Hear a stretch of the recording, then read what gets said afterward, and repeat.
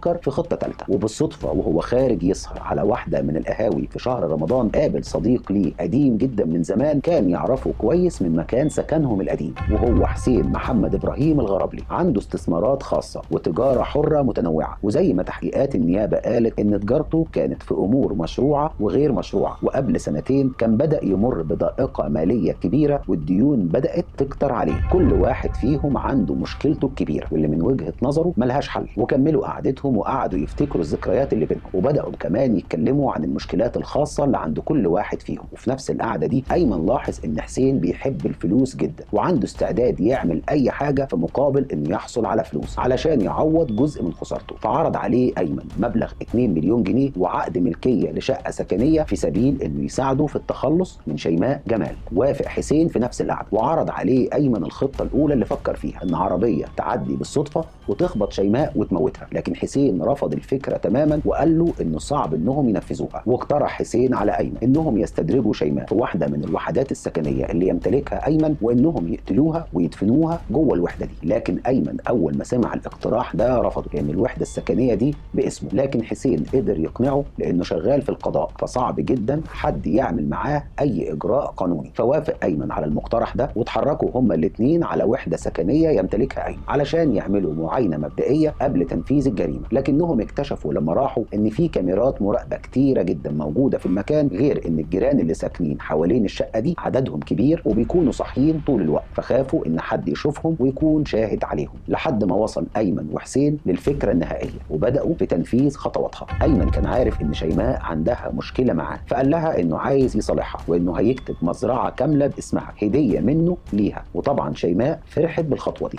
وبعد كام يوم أيمن كلم شيماء وقال لها إنه خلاص لقى المزرعة اللي وعدها بيها، وإنه كمان حجز تذاكر طيران لدبي علشان يسافروا مع بعض ويصالحها. كل ده وشيماء كانت مصدقة أيمن لأنه كان بيتصرف طبيعي جدا. وقبل ميعاد السفر لدبي بيوم أيمن كلم شيماء وقال لها إنه هيعدي